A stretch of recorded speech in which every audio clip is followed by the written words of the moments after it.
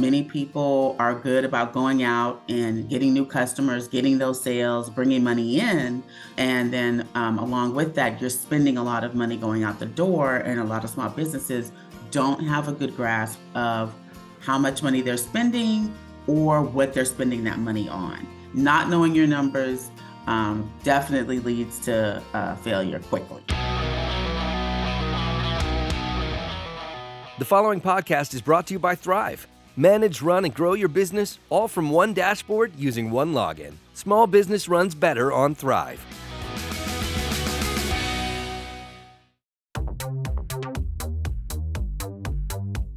Hey, this is Gordon Henry at Winning on Main Street. And as we head into the holidays, you're probably thinking about, wait for it, taxes. Yes, people tend to think of taxes as you're finishing up the year. And so we have with us an expert on small business taxes and bookkeeping, Crystalynn Shelton. Welcome, Crystalynn. Thank you so much, Gordon. I'm excited to be here. Good to have you. So quick bio on Crystalynn Shelton. After discovering her love of numbers in a high school bookkeeping course, licensed CPA and QuickBooks Top 100 Pro advisor Crystalynn Shelton launched her corporate career in accounting. With years of experience under her belt, she left the corporate world to start her own consulting business, where she now helps businesses large and small take control of their finances. What will you, our listeners, learn in this episode? In this episode, you'll hear about how QuickBooks and Crystalynn can help your business. What are the do's and don'ts of small business accounting?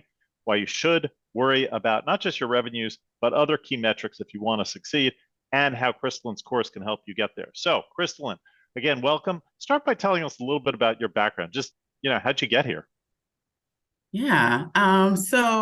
Wow, what a journey. As you mentioned, I did fall in love with numbers back in high school and pursued an accounting degree at the University of Texas at Arlington. So I have loved numbers for a long time. I actually got a job in Los Angeles after I graduated. And mind you, I'm from Dallas, Texas. So I was offered a job right out of college in Los Angeles. I accepted it and started my corporate journey. So I worked for Texaco, which is, big oil and gas company. And then I left them and worked for Paramount Pictures.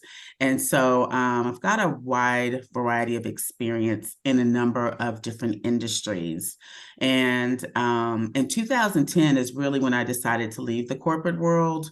And it was more so just a decision. I always knew I was going to start my own business. I just wasn't sure when. And so 2010 just seemed like a great time to do it. And so, as you mentioned, my consulting and training business, we actually focus on small business owners who are sort of do-it-yourselfers.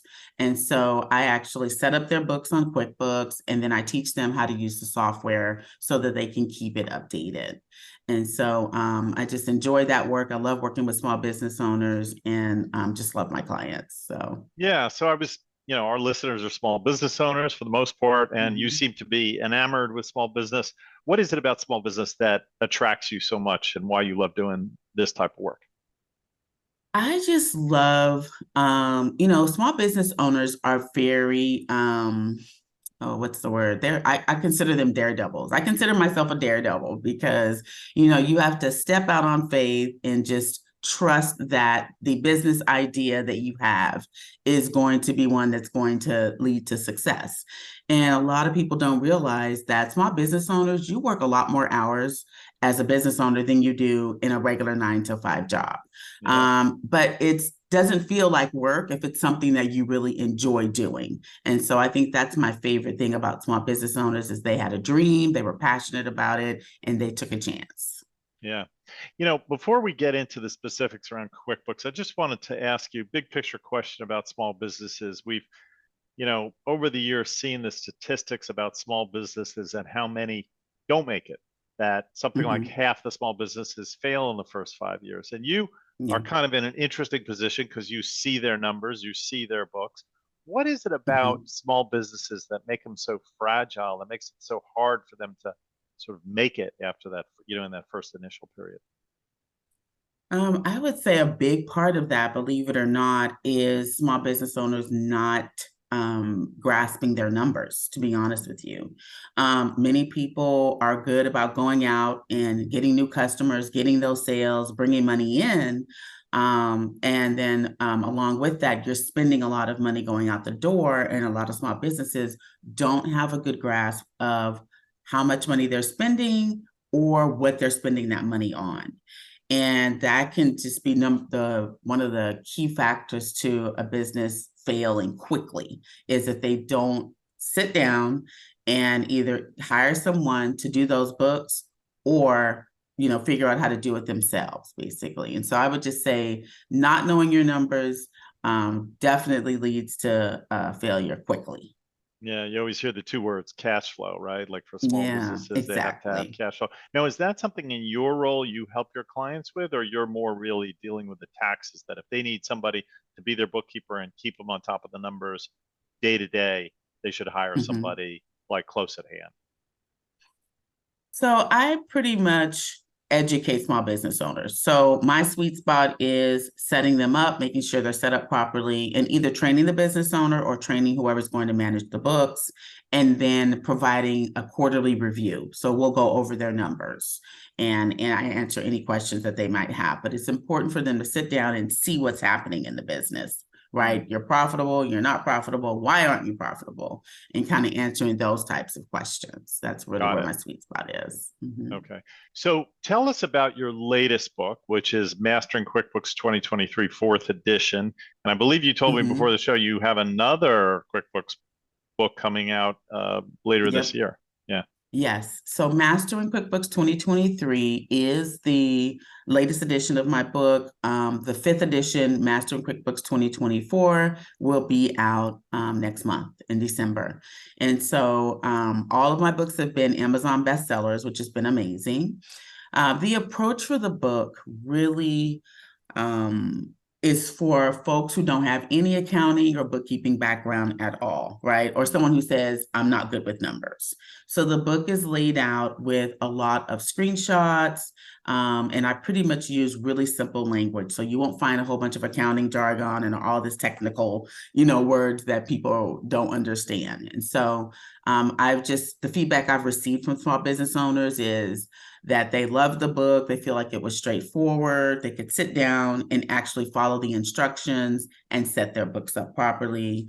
If they had some, I guess, more difficult situations, they reach out to me and book a coaching call and go from there. So, that's been my goal from the start, is just to make sure that anyone, regardless of their background, can actually set their books up and manage them.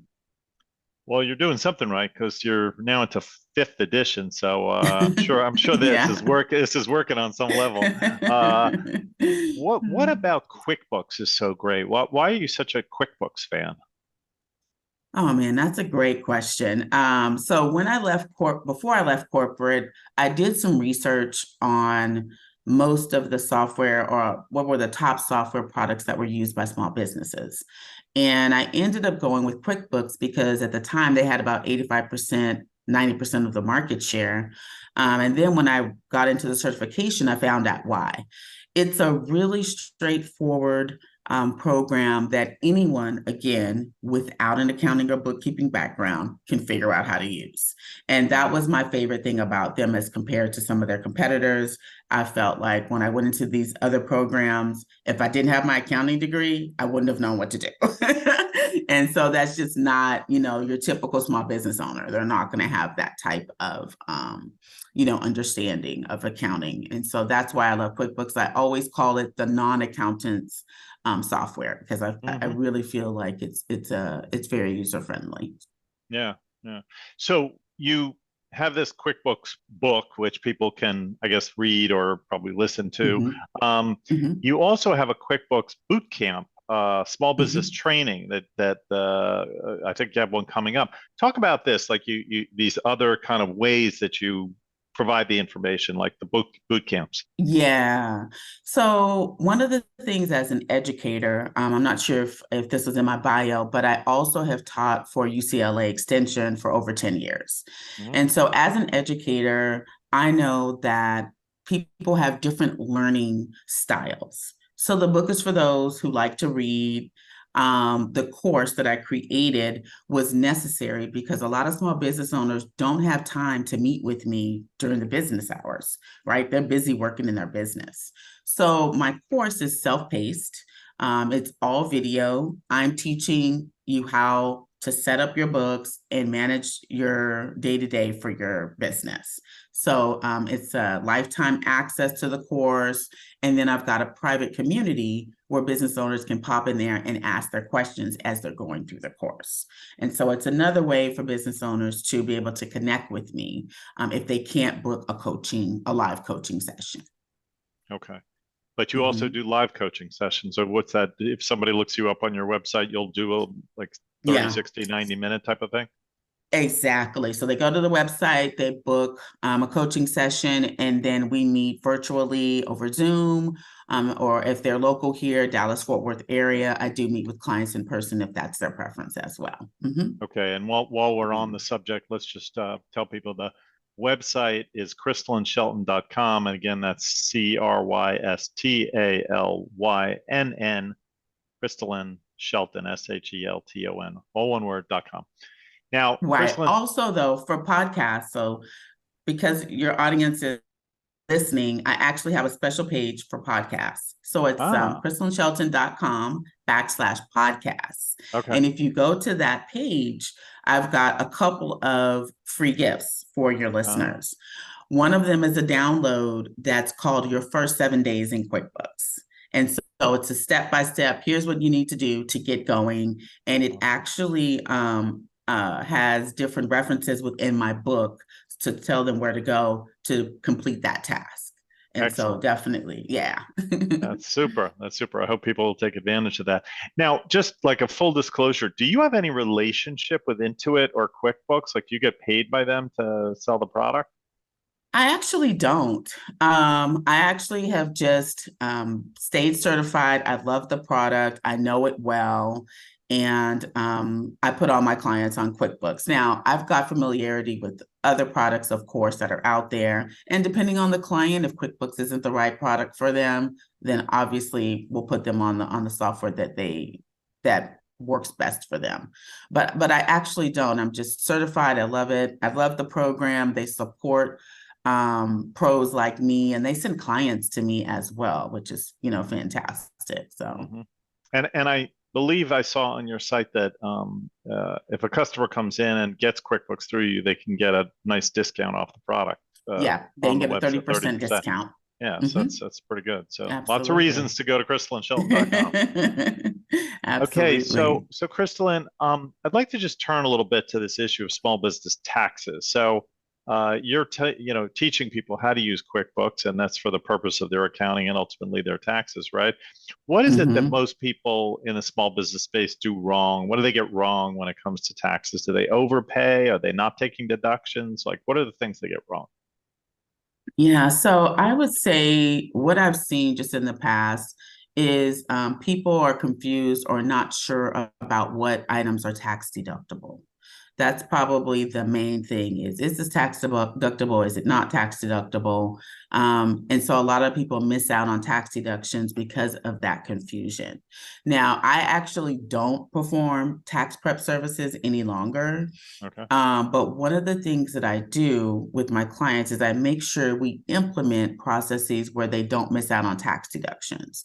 And so one of the issues that small business owners typically have is keeping up with those receipts. That tends to be a big issue.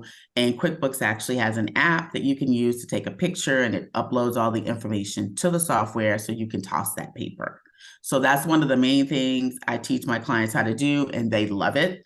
And I also teach my clients to try and use your debit or credit card when you're purchasing items for your business. Use cash as little as possible. Why? Because if you use cash, you have to keep up with that receipt. Whereas your debit or credit card, if you lose the receipt, you still got that bank statement where you've got proof of that purchase. And so just little things like that can actually make the big difference in the amount of tax deductions a business And can take on their tax what would be returns. like a typical bigger tax deduction that a small business would not take advantage of, that you would say, hey, you got to be taking advantage of that, and they're forgetting to do it? Probably if they purchase what we call fixed assets. So if they purchase like equipment for their business, like a laptop computer, a printer, or office furniture, all of those items, what we call fixed assets, are what we call, you can actually deduct depreciation for those items, right? Which is just basically the wear and tear on those items over a period of time, years or more. And so a lot of your average small business owner doesn't know what depreciation is, let alone how to make sure they account for it on their taxes.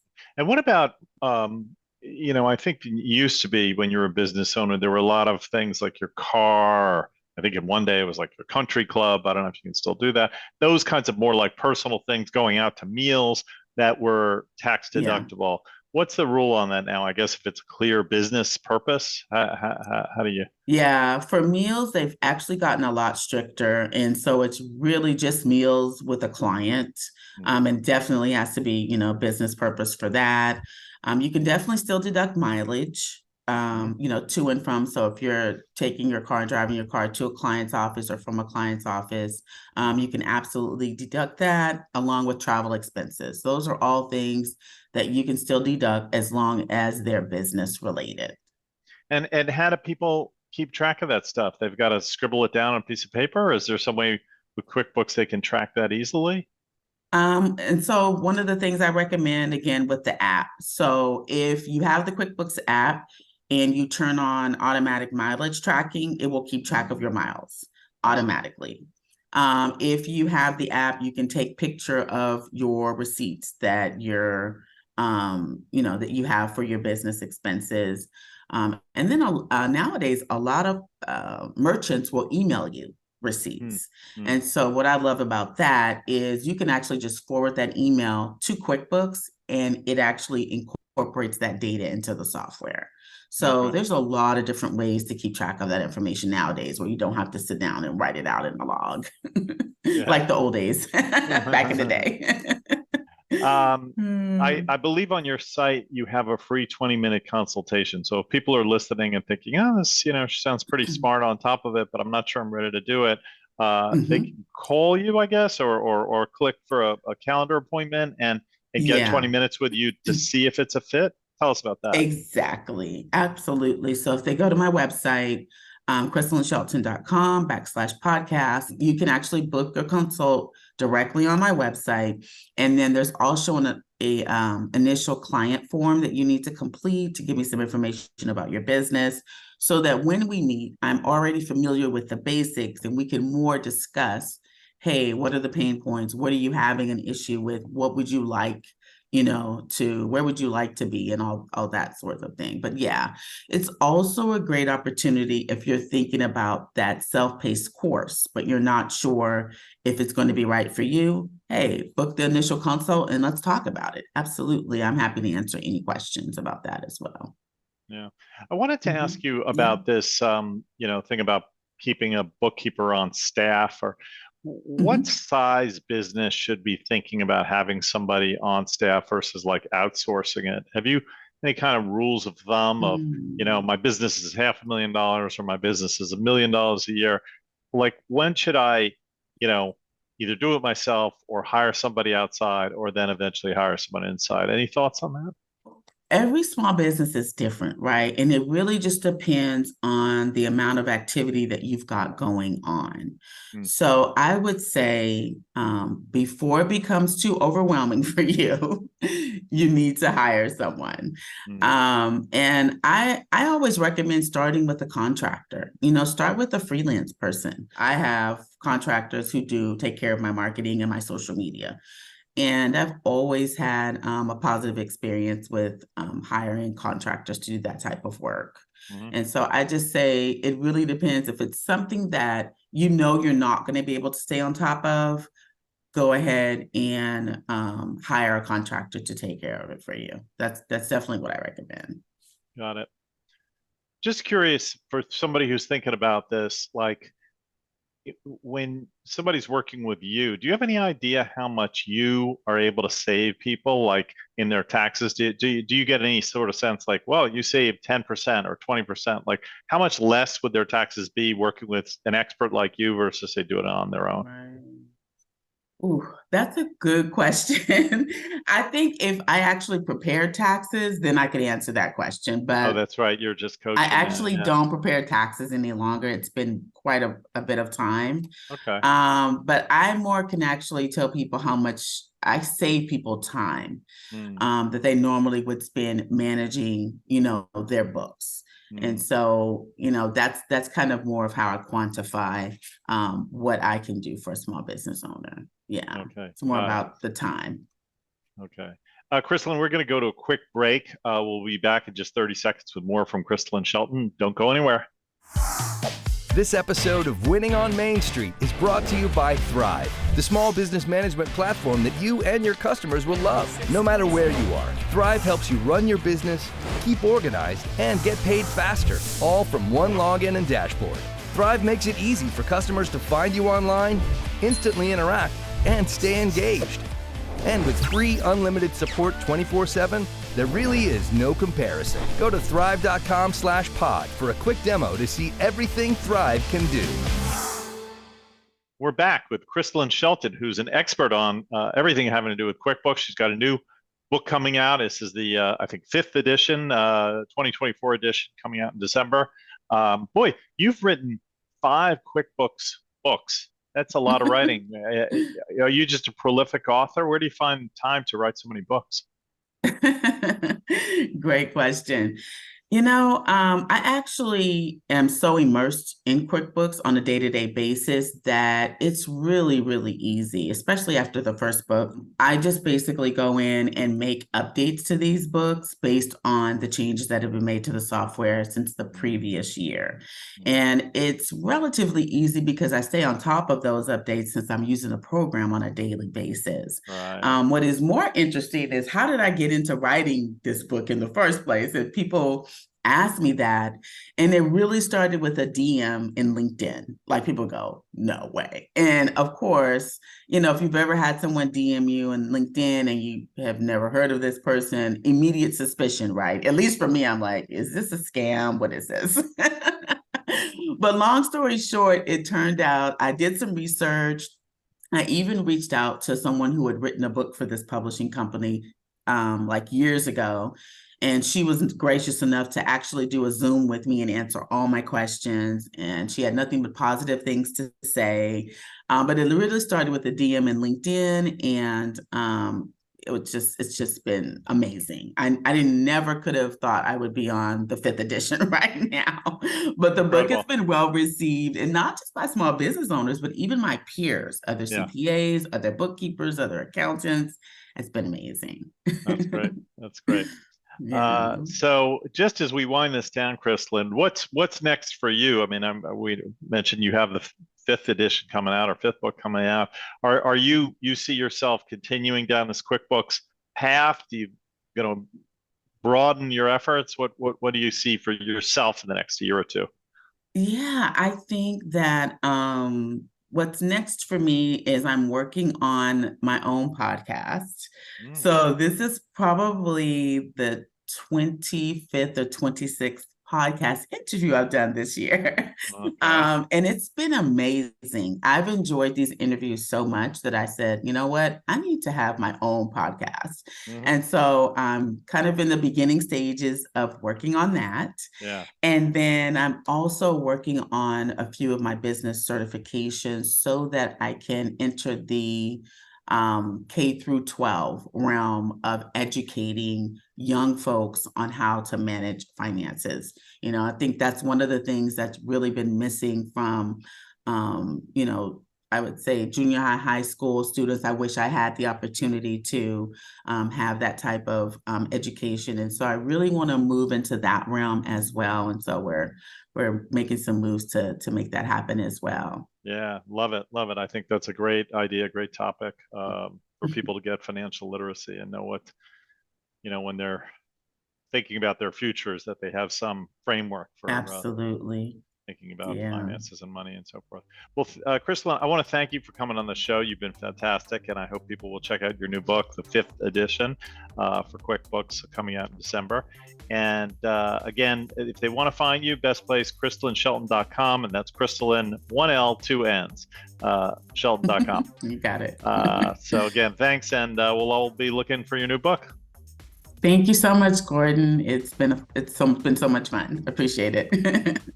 And I want to thank our producer, Tim Alima, and our coordinators, DeEtte Barnett and Daniel Huddleston. And if you enjoyed this podcast, please tell your colleagues, friends, and family to subscribe. And please leave us a 5-star review. We'd really appreciate it. It helps us on the ranking. Small business runs better on Thryv. Get a free demo at Thryv. That's thryv.com/pod. And check out our new free product, Command Center. Again, that's at thryv.com. Until next time, make it a great week.